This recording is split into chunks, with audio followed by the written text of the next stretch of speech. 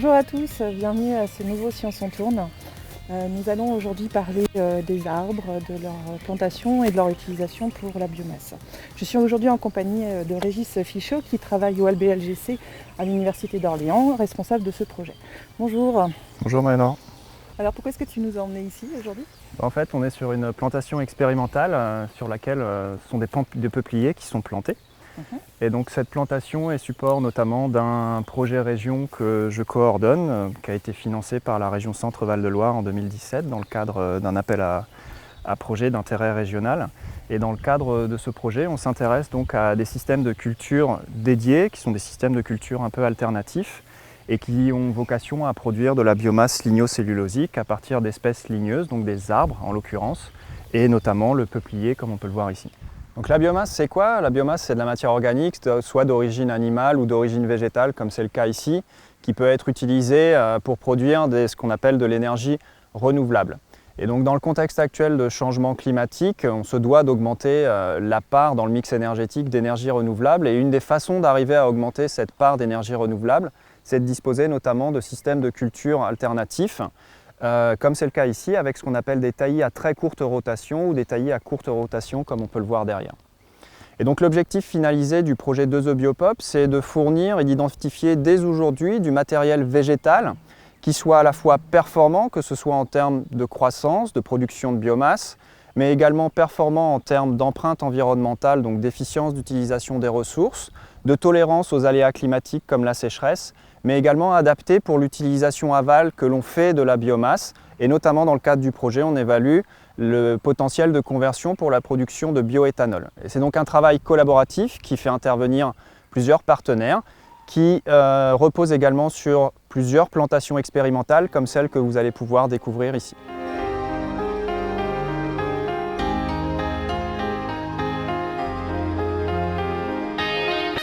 Pourquoi le projet de The Biopop s'est intéressé au peuplier? Eh bien parce que, en premier lieu, c'est parce que c'est une essence très productive qui est capable de produire en moins de 20 ans de gros volumes de bois sur des petites surfaces. Dans l'économie forestière française, c'est une essence importante puisqu'elle produit sur de toutes petites surfaces, moins de 1,5% de la forêt française, de gros volumes de bois puisqu'on produit environ 1,5 million de mètres cubes par an, ce qui place le peuplier en deuxième position derrière le chêne qui est évidemment beaucoup plus représenté dans les forêts nationales. Le deuxième critère de choix pour cette essence, c'est une essence qu'on connaît très bien, qui a été domestiquée depuis très longtemps. Et récemment, une dizaine d'années, le génome de cette essence a été décrypté. Et donc c'est le premier arbre modèle dont l'ensemble du génome a été décodé. L'amélioration génétique du peuplier, c'est une histoire ancienne, puisque, je vous l'ai dit tout à l'heure, c'est un arbre qui a été domestiqué depuis environ 200 ans. Le programme d'amélioration génétique français est conduit aujourd'hui par le groupement d'intérêt scientifique GIS Peuplier, entre INRAE et FCBA. Et depuis une vingtaine d'années, ça débute par la création de matériel végétal en réalisant des hybridations contrôlées entre des espèces parentes différentes, ce qui nous permettra de bénéficier d'une descendance plus vigoureuse. Et tout ce matériel végétal créé va entrer dans une phase d'évaluation qui va durer une vingtaine d'années pour tout un tas de critères, de tolérance aux maladies, de vigueur évidemment, de qualité du bois, pour arriver in fine, au bout de tout un tas de sélections, à la mise sur le marché, l'homologation de quelques variétés de peupliers que vous pourrez trouver chez les pépiniéristes et que les gens auront la possibilité de cultiver.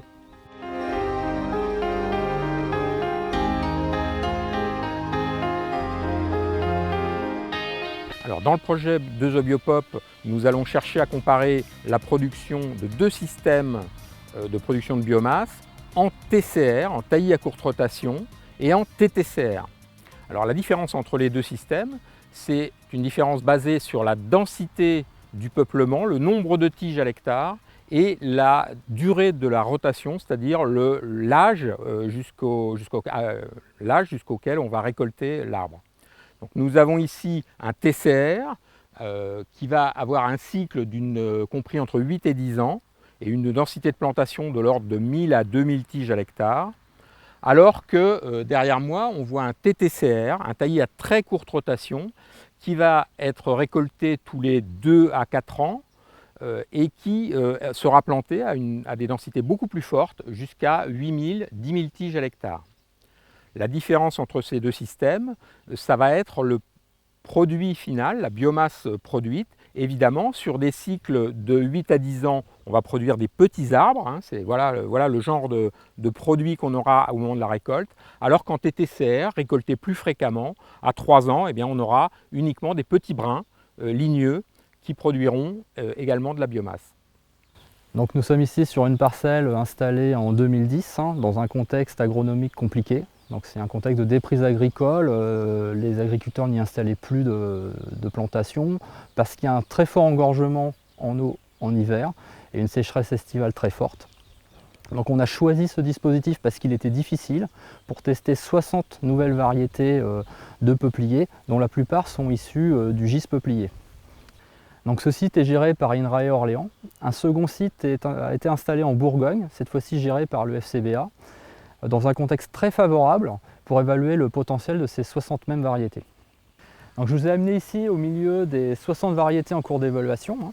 Donc pour les évaluer, on utilise des outils très simples, comme ce ruban par exemple pour mesurer leur circonférence, ou cette perche pour mesurer leur hauteur. Donc ça nous donne des informations annuelles, donc on les mesure une fois par an. Et pour un suivi en continu, on utilise ce genre de capteur qui est capable d'enregistrer leur croissance chaque heure. Donc chaque variété est plantée 10 fois et mesurée 10 fois en hauteur et en circonférence. Et on moyenne ces valeurs pour évaluer la performance d'une variété.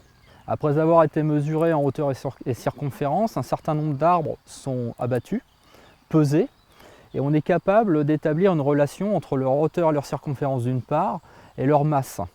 Et ensuite, à partir de ces relations, on est capable, à partir de mesures simples de circonférence, de prédire la masse de ces futures variétés. La croissance et la productivité sont des caractères importants pour évaluer ces nouvelles variétés, mais il y a bien d'autres caractères qui sont évalués dans ce projet.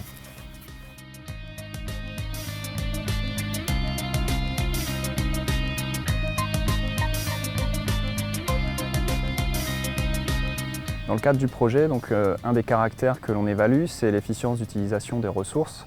Alors de quelles ressources on parle? En fait, autre que le CO2 qui évidemment est central pour la production de biomasse chez les plantes, on évalue également l'efficience d'utilisation de l'eau et également des éléments minéraux qui sont dits essentiels. Donc pourquoi l'eau? Pourquoi on s'intéresse à l'efficience d'utilisation de l'eau? D'un point de vue physiologique fondamental, l'eau c'est quelque chose d'essentiel pour les plantes et donc évidemment pour les arbres. Ça rentre dans l'équation bilan de la photosynthèse, donc c'est le donneur d'électrons dans la photosynthèse. Mais ce qu'il faut savoir, c'est que 90% de l'eau qui est absorbée par les plantes au niveau des racines va être en fait perdue au niveau des feuilles par transpiration dans l'atmosphère. Donc ça représente une perte sèche, on pourrait dire.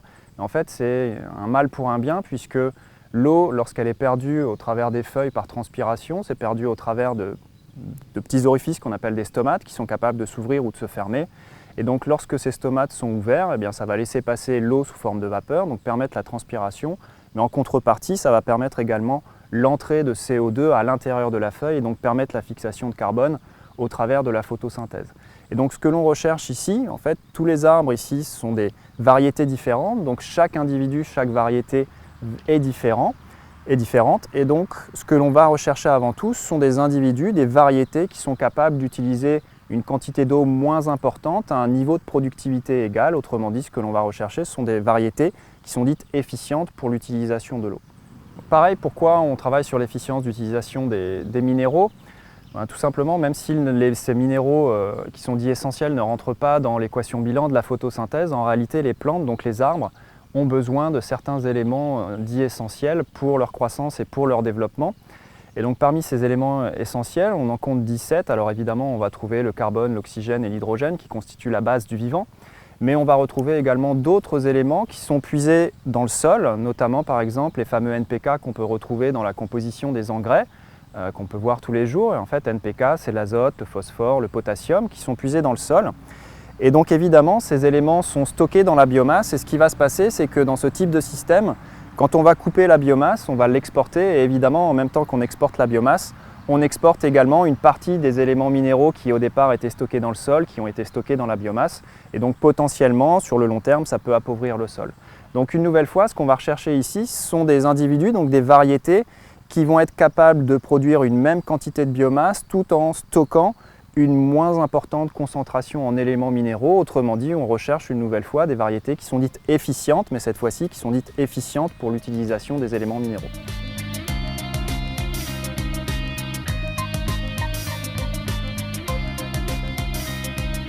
Alors la question, c'est comment on peut mesurer cette efficience d'utilisation des ressources. Alors dans le cadre des éléments minéraux, c'est pas très compliqué. Ce que l'on va faire, c'est qu'on va mesurer la concentration en éléments minéraux, celui qu'on recherche ou ceux qu'on recherche dans la biomasse. Et donc à partir des concentrations en éléments minéraux, on va pouvoir être capable de savoir quel est ce qu'on appelle le taux d'exportation, c'est-à-dire quelle est la quantité d'éléments minéraux qui va être exportée au moment de la coupe, lorsque l'on va couper les variétés. Pour l'efficience d'utilisation de l'eau, là c'est un petit peu plus compliqué parce que l'eau n'est pas stockée dans la biomasse. Et en fait, l'essentiel de l'eau qui a été utilisée a été perdu par transpiration.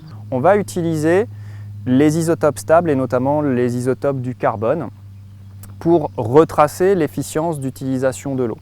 Les isotopes sont des versions en fait, alternatives d'un même élément et donc dans le cadre du carbone, il existe deux isotopes stables. Donc il y a le carbone 12 qui est majoritaire dans l'atmosphère et le carbone 13. Et donc il y a une concentration donnée dans l'atmosphère où on retrouve beaucoup plus de carbone 12 que de carbone 13. Or ce que l'on constate, c'est que cette concentration ou ce ratio entre les deux dans la matière organique des plantes, il est appauvri et il est différent. Et donc on va être capable comme ça indirectement en mesurant la signature isotopique en carbone 13 d'estimer indirectement l'efficience d'utilisation de l'eau des variétés. Et le grand intérêt par rapport aux méthodes directes, c'est que, un, c'est beaucoup plus flexible, et deux, on va être capable d'appliquer ça sur un très grand nombre d'individus, autrement dit de faire ce qu'on appelle également du haut débit.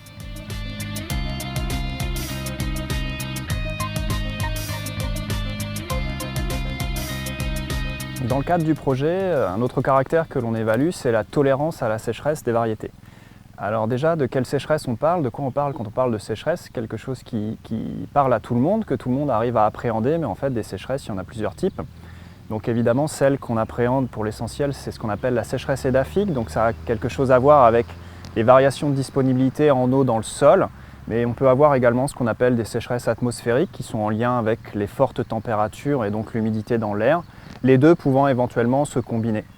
Alors comment appréhender la tolérance à la sécheresse? La façon la plus simple d'appréhender la tolérance à la sécheresse, c'est tout simplement de mesurer soit la croissance ou mesurer la production de biomasse pendant une unité de temps, c'est-à-dire la productivité, et de comparer les mêmes individus ou les mêmes variétés lorsqu'elles sont situées sur des sites différents, qui sont des sites contrastés pour les conditions qu'on appelle pédoclimatiques, c'est-à-dire à la fois pour les conditions météo, mais aussi pour les conditions édaphiques. C'est tout simplement de comparer cette croissance ou cette productivité d'un site à l'autre, et ça va renseigner sur le comportement des variétés en fonction, évidemment, majoritairement de la disponibilité en eau, mais pas seulement. Une deuxième façon, qui est un petit peu plus complexe, mais surtout plus détaillée, d'appréhender la tolérance à la sécheresse, c'est d'utiliser des capteurs comme ceux qui sont visibles ici, qui sont des capteurs de croissance radiale, qu'on appelle également des dendromètres automatiques, qui mesurent donc de façon automatique en continu les variations de croissance radiale et donc qui mesure à la fois les phases de contraction et de décontraction journalière du tronc. Et donc en analysant ces patrons journaliers, on va être capable non seulement d'estimer la croissance sur le long terme et donc le comportement des variétés sur le long terme, mais on va être aussi capable d'obtenir des informations sur le fonctionnement hydrique et donc ça va renseigner indirectement en partie sur la tolérance à la sécheresse. Alors ces deux approches sont des approches qui restent valables quand on reste dans des limites qui sont dites physiologiques, c'est-à-dire qui ne menacent pas la survie. Par contre, dès lors qu'on va rentrer dans des contextes qui sont un petit peu plus sévères, qui peuvent menacer la survie, alors là, on va évaluer plutôt les limites de fonctionnement intrinsèque. Et donc, on va notamment évaluer ce qu'on appelle la vulnérabilité à l'embolie estivale. On appelle ça la vulnérabilité à la cavitation aussi. Et ça reflète tout simplement la limite de fonctionnement de l'appareil vasculaire chez les plantes, qu'on appelle le xylème, qui est responsable de la conduction de la sève brute.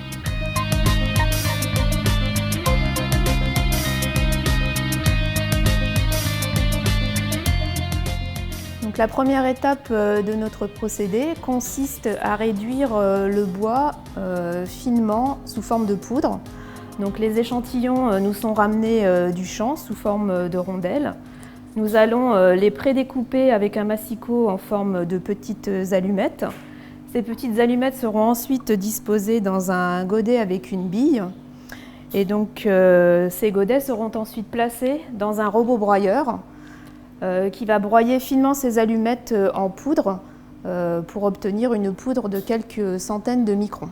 Donc la poudre finement broyée est ensuite distribuée par notre robot dans des petits tubes en plastique. Ces tubes vont ensuite alimenter un deuxième robot, le robot distributeur, qui va distribuer précisément 5 mg de poudre dans des plaques métalliques spéciales.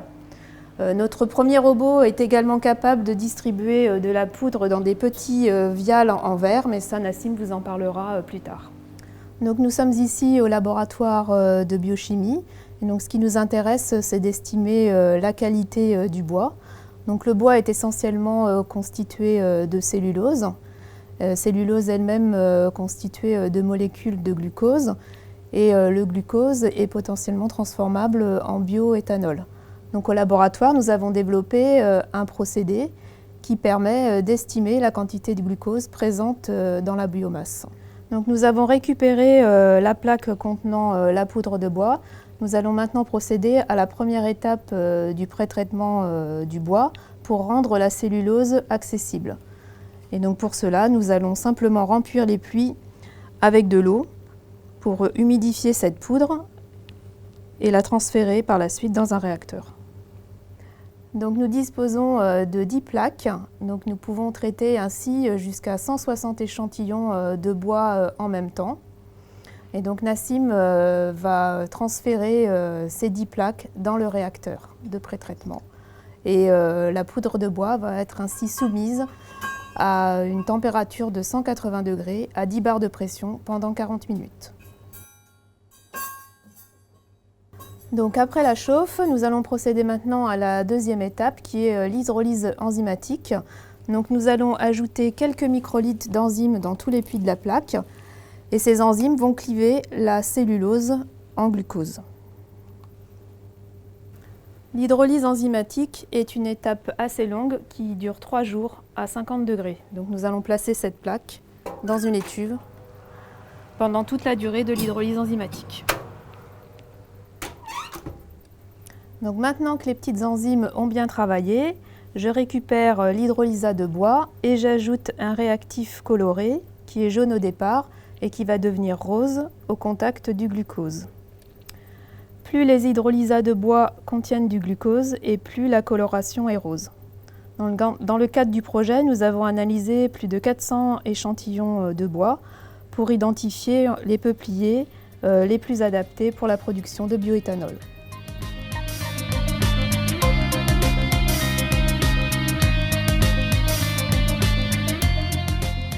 Nous avons vu avec ma collègue Nathalie au laboratoire de biochimie quelle méthode nous utilisions pour analyser jusqu'à 160 échantillons à la fois. Je vais à présent vous parler d'une technologie qui est la spectrométrie proche infrarouge qui va nous permettre d'analyser un très grand nombre d'échantillons pouvant atteindre la dizaine de milliers. La biomasse qui a été broyée au robot a été distribuée également dans ces tubes en verre qui vont nous servir à la prise de spectre dans le proche infrarouge. Le grand avantage de la spectrométrie proche infrarouge est sa simplicité et sa rapidité. Donc pour prendre un spectre proche infrarouge, il suffit de déposer le vial contenant l'échantillon bois au-dessus d'une source de lumière infrarouge qui va irradier la matière organique qui constitue le bois et va cibler plus précisément les liaisons qui relient les atomes et les faire vibrer pour obtenir plusieurs niveaux d'absorption qui vont se traduire par le spectre suivant. Donc on a une absorption qui varie en fonction de la propriété de l'échantillon. Ce spectre-là, il correspond à une empreinte digitale de notre échantillon. Les spectres que nous venons de mesurer au spectromètre proche infrarouge sont représentés sur cette figure où nous avons donc un spectre pour chacun des 160 échantillons que nous avons analysés précédemment au laboratoire de biochimie. Donc nous constatons dans ce spectre la présence de certaines bandes, mais ces bandes-là ne correspondent pas à des composés purs. L'information étant liée aux liaisons moléculaires présentes dans la matière organique qui constitue l'échantillon, on la retrouve répétée à plusieurs longueurs d'onde. Donc, pour extraire l'information utile, pour pouvoir doser le composé d'intérêt pour nous dans notre laboratoire qui est le glucose, nous avons besoin de faire appel à des outils mathématiques qui vont nous permettre de déconstruire un peu ce complexe, cette empreinte digitale, et de la transformer en données chiffrées que nous allons mettre en lien avec les mesures réalisées au laboratoire pour développer une équation de calibration. Cette équation donc, nous a permis de comparer les valeurs prédites par spectrométrie proche infrarouge avec les valeurs mesurées, et nous avons donc réussi à développer des courbes de calibration pour chacun des caractères d'intérêt. Dans ce cas, c'est la teneur en glucose avec une précision de 97%. À partir de cette courbe de calibration, nous sommes en mesure de prédire la teneur en glucose sur des échantillons nouveaux, inconnus, qui n'ont pas été analysés au laboratoire, simplement à partir d'un spectre mesuré en proche infrarouge.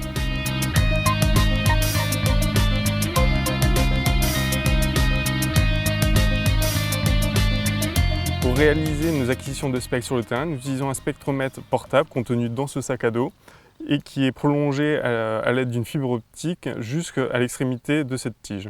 Cette tige, nous l'insérons dans l'arbre pour pouvoir faire notre acquisition de spectres que nous enregistrons directement via l'ordinateur. Donc pour réaliser notre acquisition de spectres dans le cœur du bois, nous allons réaliser dans un premier temps un trou dans l'arbre à l'aide d'une perceuse. Une fois ce trou réalisé,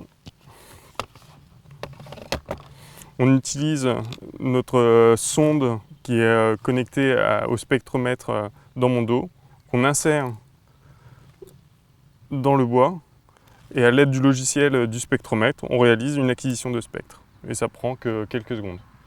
Et la mesure est réalisée. Nous utilisons aussi des spectromètres commerciaux qui ont déjà une utilisation qui a été prouvée dans de nombreux domaines. L'inconvénient de ces spectromètres par rapport au spectromètre que nous essayons de développer, c'est qu'il ne permet pas de mesurer au cœur de l'arbre comme nous le souhaitons. Il nous permet de réaliser toutefois des mesures à la surface des troncs, comme ceci.